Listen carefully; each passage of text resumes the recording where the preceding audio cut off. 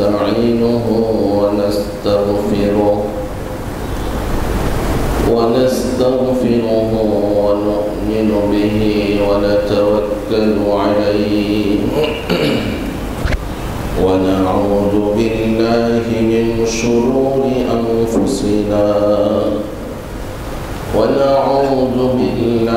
من شرور أنفسنا ومن سيئات أعمالنا من يهد الله فلا مضل له ومن يضلله فلا هادي له ونشهد أن لا إله إلا الله وحده لا شريك له ونشهد أن سيدنا وحبيبنا وحبيب ربنا وأولانا ومولانا محمدا عبده ورسوله أما بعد فأعوذ بالله من الشيطان الرجيم بسم الله الرحمن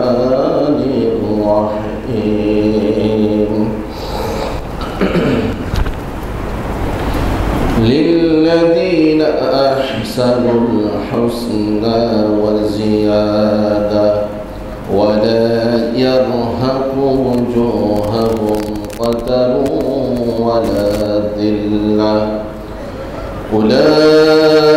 أولئك أصحاب الجنة هم فيها خالدون وقال تعالى إن الله لا يغفر أن يشرك به ويغفر ما دون ذلك لمن يشاء إن الله وملائكته يصلون على النبي يا أيها الذين آمنوا صلوا عليه وسلموا تسليما اللهم صل على محمد وعلى آل محمد كما صليت على إبراهيم وعلى آل إبراهيم إنك حميد مجيد اللهم بارك على محمد وعلى آل محمد كما باركت على إبراهيم وعلى آل إبراهيم إنك حميد مجيد سبحانك لا علم لنا إلا ما علمتنا إنك أنت العليم الحكيم جزى الله عنا محمدا بما هو أهله رب اشرح لي صدري ويسر لي أمري واحلل عقدة من لساني يفقه قولي الحمد لله উপস্থিত সম্মানিত মুসল্লিয়ানে কেরাম হযরত উলামায়ে কেরাম সর্বস্তরের দিনী ভাইয়েরা মহান রব্বুল আলামিনের নিকট আমরা শুকরিয়া আদায় করছি যিনি আমাদেরকে মুমিন এবং মুহসিন এবং যিনি আমাদেরকে তার ঘরে যথাসময়ে উপস্থিত করেছেন তাই সর্বপ্রথম তার দরবারে শুকরিয়া আদায় করছি, সবাই বলে আলহামদুলিল্লাহ। সাথে সাথে সালাত এবং সালাম দুরুদের হাদিয়া প্রেরণ করছি সাইয়্যিদুল মুরসালিন রাহমাতুল লিল আলামিন মুহাম্মদুর রাসূলুল্লাহ সাল্লাল্লাহু আলাইহি ওয়াসাল্লামের উপর, যিনি মানব জাতিকে অন্ধকার থেকে আলোর পথ দেখিয়েছেন। এবং দোয়া করছি, হে প্রভু, আপনি আপনার হাবিবকে জান্নাতের সর্বোচ্চ সম্মান দান করুন। সবাই বলি আমিন। সম্মানিত মুসলিয়ান কেরাম, আমরা কোরআনুল কারীমের সূরা নাহলের 90 নম্বর আয়াত গত কয়েক জুমা ধরে আলোচনা করে আসছি। গত শুক্রবারে আমাদের আলোচ্য বিষয় ছিল ইহসান। এই ইহসান সম্পর্কে আমরা কিছু কথা বলেছিলাম এবং পরিশেষে কথাও বলেছিলাম যে তার অবশিষ্ট আলোচনা আমরা নেক্সট জুমা তথা আজকে আমরা আলোচনা করব। সম্মানিত মুসল্লিয়ানে কেরাম, আপনারা জানেন ইহসান এটা এমন একটি জিনিস যেই শব্দটি আল্লাহ তাআলা কোরআনুল কারীমে অনেক ক্ষেত্রে প্রয়োগ করেছেন।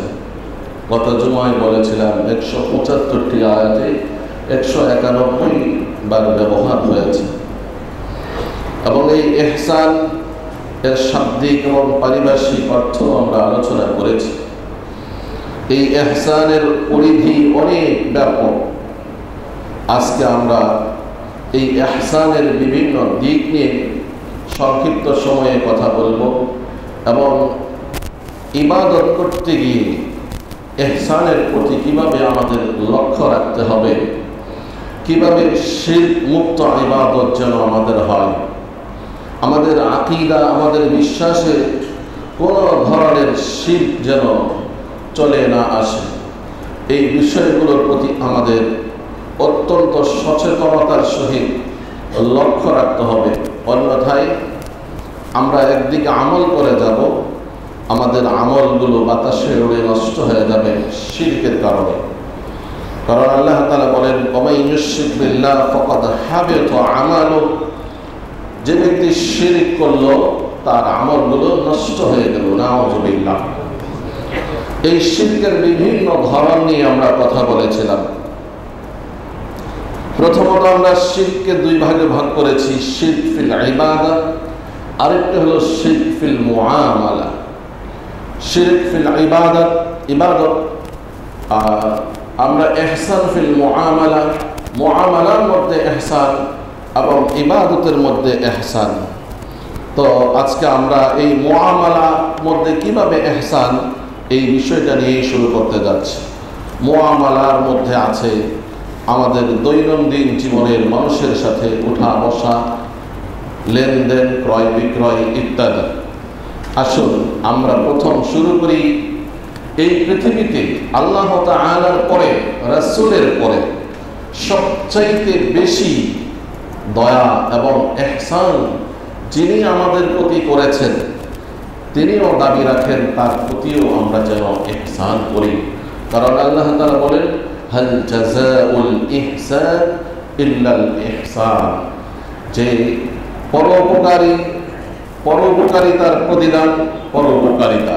কেউ আপনার প্রতি দয়া করছে, তার দাবি হলো আপনিও তার প্রতি দয়া করবেন। তো আল্লাহ তাআলা এবং রাসূলের পরে আমাদের এই পৃথিবীতে আসার ব্যাপারে সবচাইতে বেশি যাদের দয়া আমরা গ্রহণ করেছি, যাদের ইহসান আমরা গ্রহণ করেছিলাম, তারা কারা? মা বাবা। এই জন্য আল্লাহ তাআলা কোরআনুল কারীমে আল্লাহ তাআলার ইবাদতের পরে এই মা বাবার কথা সবার আগে তুলে ধরেছেন। তিনি বলেন, ওয়া'বুদুল্লাহা ওয়া লা তুশরিকু বিহি শাইআ, আল্লাহ তাআলার ইবাদত করো এবং আল্লাহ তাআলার সাথে কাউকে শরীক করবে না। ওয়া বিল ওয়ালিদাইনি ইহসানা, আল্লাহ এবং পিতামাতার সাথে তোমরা সদাচরণ করবে, ইহসানের আচরণ করবে। সূরা বনি ইসরাঈলের মধ্যে আল্লাহ তাআলা এইভাবে বলেন যে আমি ইবাদতকে যেমন ফরজ করে দিয়েছি, ইহসানকেও আমি ফরজ করে দিয়েছি।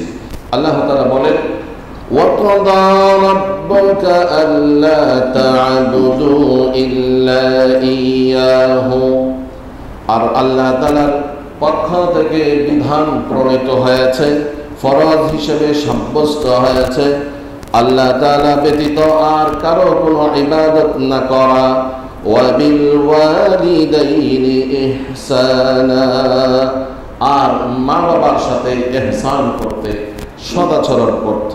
কিভাবে করবে? ইম্মা ইয়াবলুগান্না ইনদাকাল কিবারা আহাদুহুমা আও কিলাহুমা, যদি তোমার নিকট তোমার মা বাবা উভয় অথবা কোনো একজন বার্ধক্যজনিত বয়সে বৃদ্ধ হয়ে গেলে, এই বৃদ্ধ বয়সে যদি তুমি তোমার মা বাবাকে একসাথে কিংবা কোনো একজনকে পেয়ে থাকো, ফালা তাকুল লাহুমা উফ, তাহলে তাদের কোনো আচরণে ক্ষিপ্ত হয়ে উফ শব্দটি উচ্চারণ করবে না। ওয়ালা তানহারহুমা, আর তাদেরকে ধমকের সুরেও কথা বলবে না। ওয়া কুল লাহুমা কাওলান কারীমা, আর তাদের সাথে কথা বলবে কওলান কারীম, নরম ভাষায়, স্বাভাবিকভাবে, যেই কথার দ্বারা মানুষ কষ্ট না পায় বরং আনন্দিত হয়।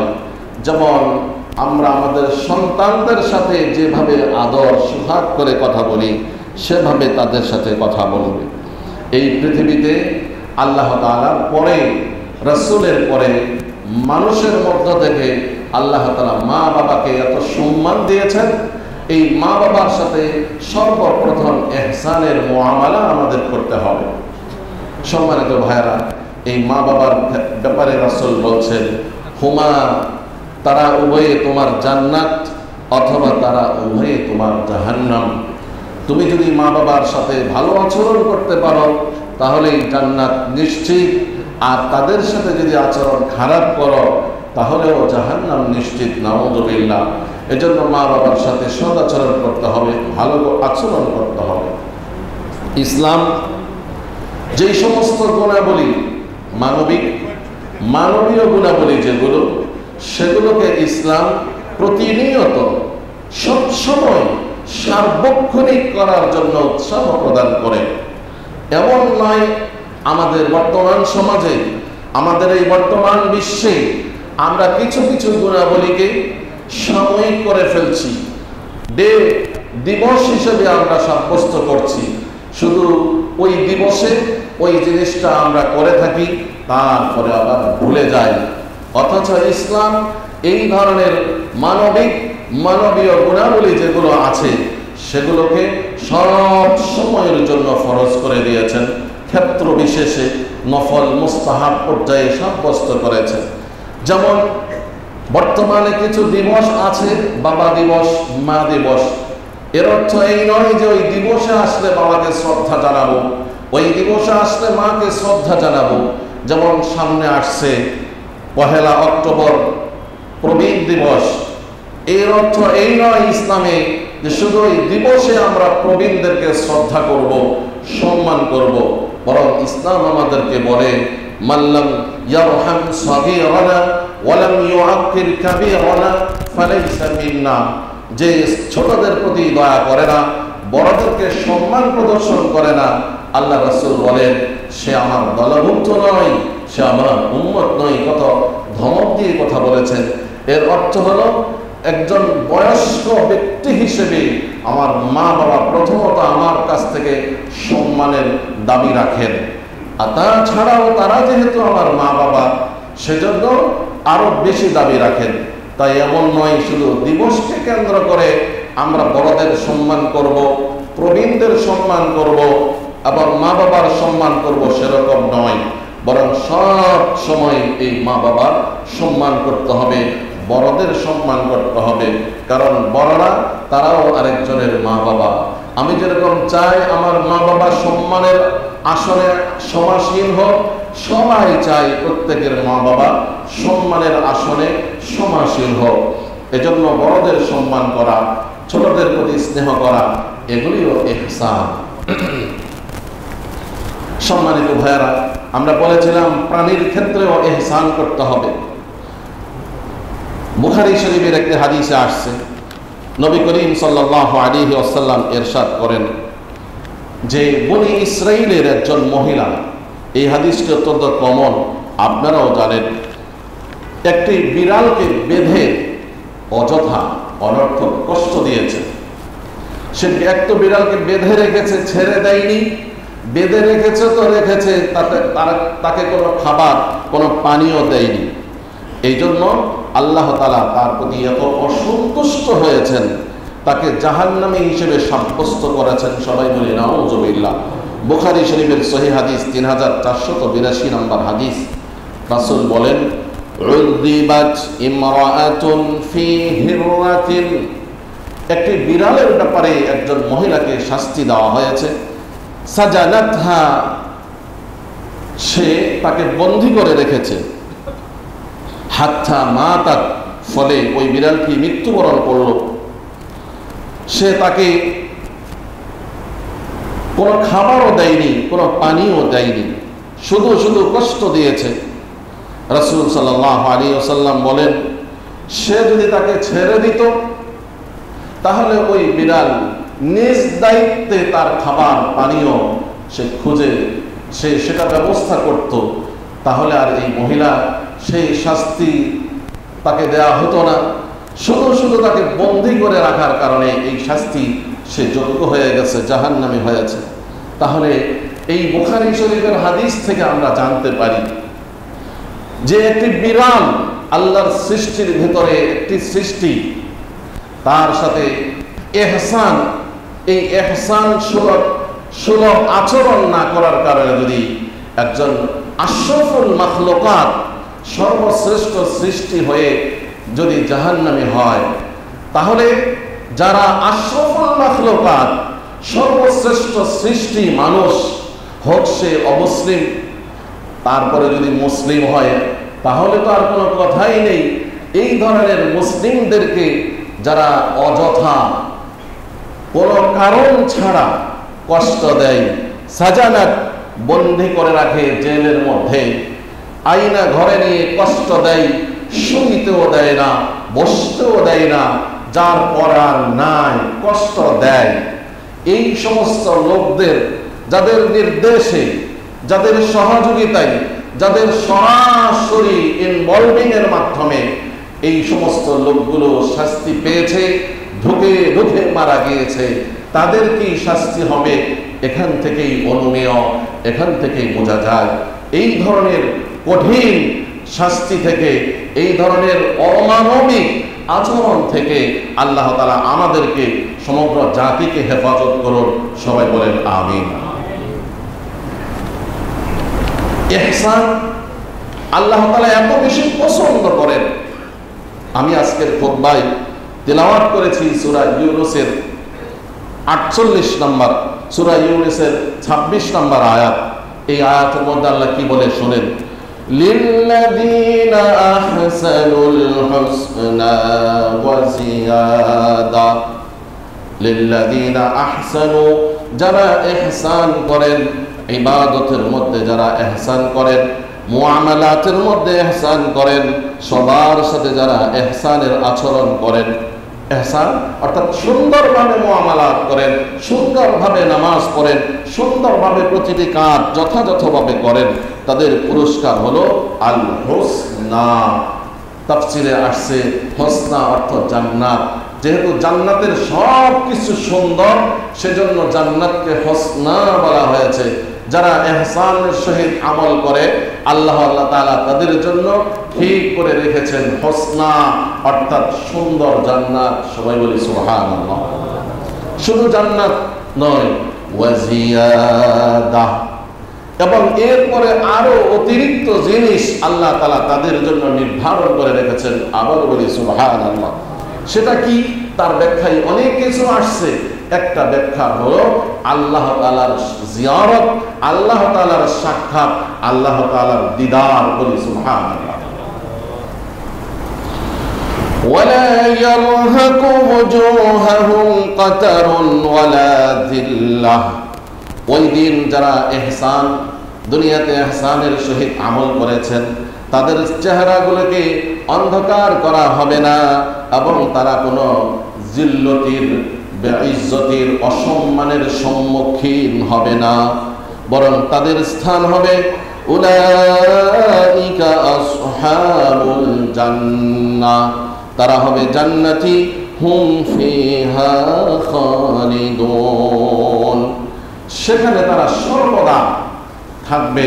ওই জান্নাত থেকে আর তাদেরকে কখনো বের করা হবে না। সুবহানাল্লাহ। সমাজ সম্মানিত ভাইরা, ইহসান স্বামী স্ত্রীর ক্ষেত্রে কিরকম হবে?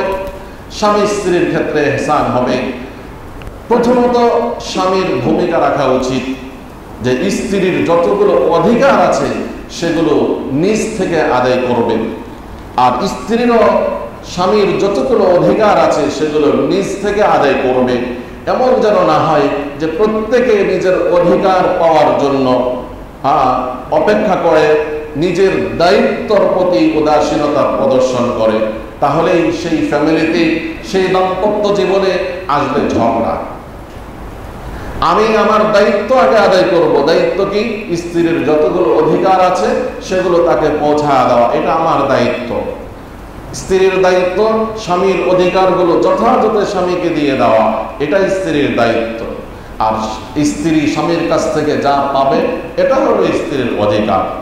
সম্মানিত ভাইয়েরা, এই স্বামী স্ত্রীর মাঝে ইহসান হবে এই, প্রথমত স্বামী স্ত্রী কোনো অন্যায় করলে শুরুতে তাকে ক্ষমা করে দেওয়া উচিত, এই ভেবে যে এই বেচারি সে সব কিছু বিসর্জন দিয়ে তার আপনজন সবাইকে ছেড়ে শুধুমাত্র আল্লাহর বিধান পালনার্থে আমার কাছে চলে আসছে।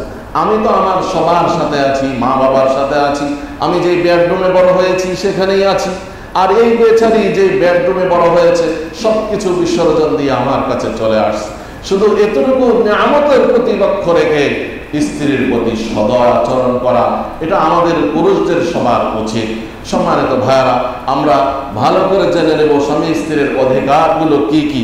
কারণ আপনি আপনার দায়িত্ব যেটা স্ত্রীর অধিকার আদায় করা, সেটা যথাযথ আদায় না করলে আল্লাহ তাআলার কাছে জবাব দিতে হবে।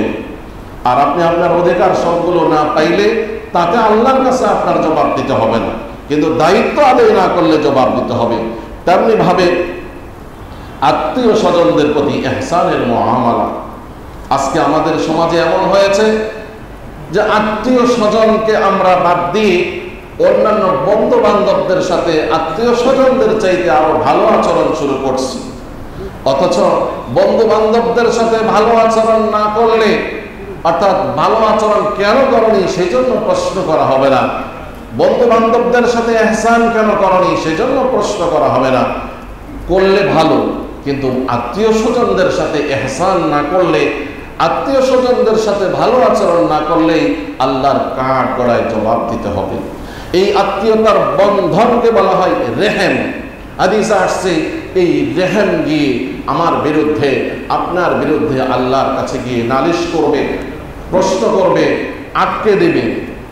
আল্লাহ তাআলা ওই রেহেমের সেই অভিযোগ গ্রহণ করবেন, আত্মীয়তার বন্ধনের অভিযোগ গ্রহণ করবেন। আজকের সমাজে দূরবর্তী আত্মীয়র কথা কি বলবো? আমরা এমন এক সমাজে বাস করি, আমাদের কারণে, আমাদের চরিত্রের কারণে ভাই ভাইয়ের বিরুদ্ধে মামলা করে, ভাতিজা চাচার বিরুদ্ধে মামলা করি, কারণ একটাই, দুনিয়াবি স্বার্থ। এই পার্থিব বস্তুর লোভে হয়তো কেউ বেশি খেয়েছে, কেউ অথবা কেউ বেশি খেতে চাচ্ছে, কেউ বেশি পেয়েছে, কেউ বেশি পেতে চাচ্ছে। এই জন্যে আজকে এই রেহেম আত্মীয়তার বন্ধনকে আমরা নষ্ট করছি। এর মাধ্যমে আমরা ইহসানকে পরিত্যাগ করে চলছি। আর এই ইহসানকে ত্যাগ করার কারণে কাল হাসরের ময়দানে আল্লাহর কাঠ গড়ায় জবাব দিতে হবে। ইয়তিমদের সাথে ইহসান সুলভ আচরণ করতে বলা হয়েছে, আর আমরা ইয়তিমদের সম্পদ বক্ষণ করি।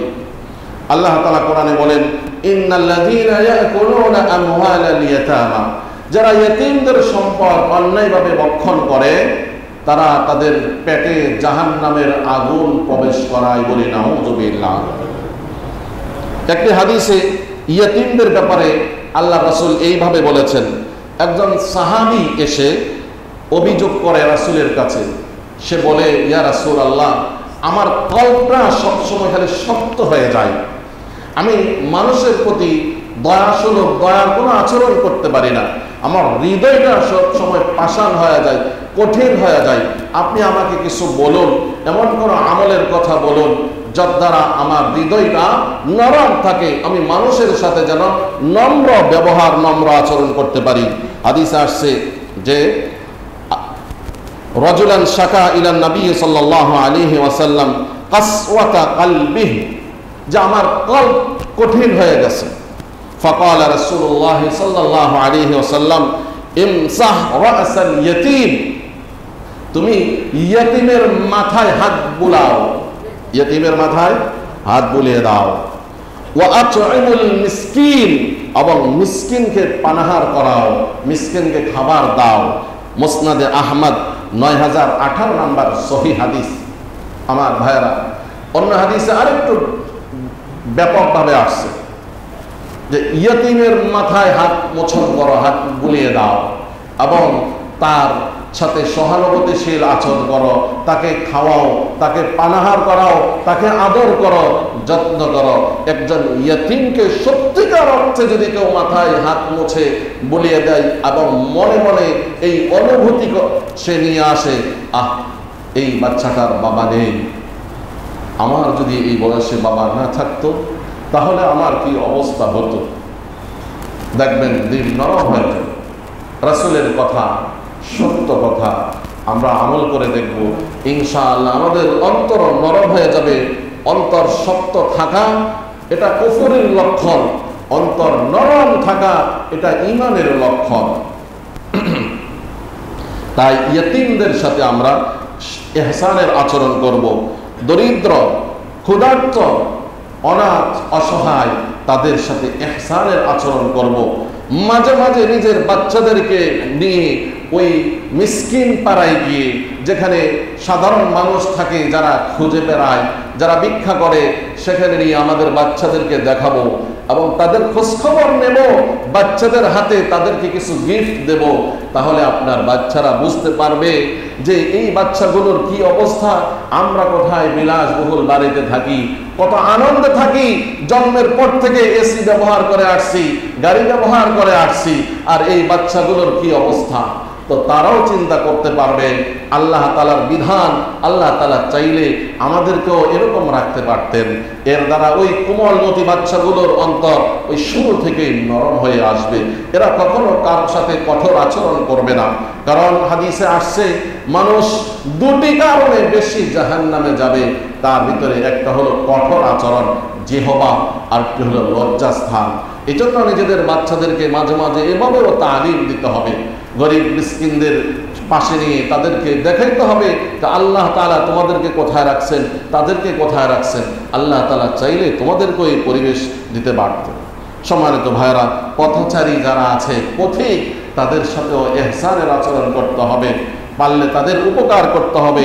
কেউ আপনার কাছে একটা লোকেশন জিজ্ঞাসা করছে, আপনি 1 মিনিট সময় ব্যয় করে তাকে যদি লোকেশনটা বলে দেন, হ্যাঁ আপনি অমুক জায়গায় যেতে চাচ্ছেন, এভাবে যান, এভাবে রিক্সা নেবেন, তারপরে চলে যাবেন, এতটুকু উপকার করলে আল্লাহ তাআলা আপনাকে 10 বছর নফল ইতিকাফের চাইতে বেশি সওয়াব দান করবেন। সুবহানাল্লাহ। সওয়াব শুধু ঘুরতেছে, আমরা ধরতেছি না, বা কিভাবে ধরবো সেটা জানি না। সম্মানিত ভাইয়েরা, এইভাবে কর্মচারী যারা আছে, আমাদের অধীনস্থ যারা আছে, তাদের সাথেও আমাদের ইহসানের আচরণ করতে হবে। সম্মানিত ভাইয়েরা, এই ইহসান বিভিন্নভাবে হয় বলেছি, আর সবচাইতে লক্ষ্য রাখতে হবে ইবাদতের ক্ষেত্রে ইহসান, যেটা গত সপ্তাহে বলেছিলাম। আল্লাহ তাআলার ইবাদত করতে হবে এমনভাবে যেন আমি আল্লাহকে দেখতেছি, দেখে দেখে ইবাদত করতেছি। তাহলে কি হবে? ইহসান মানে সুন্দর, আমার এই ইবাদত সুন্দর হবে। আল্লাহ তাআলা মানুষের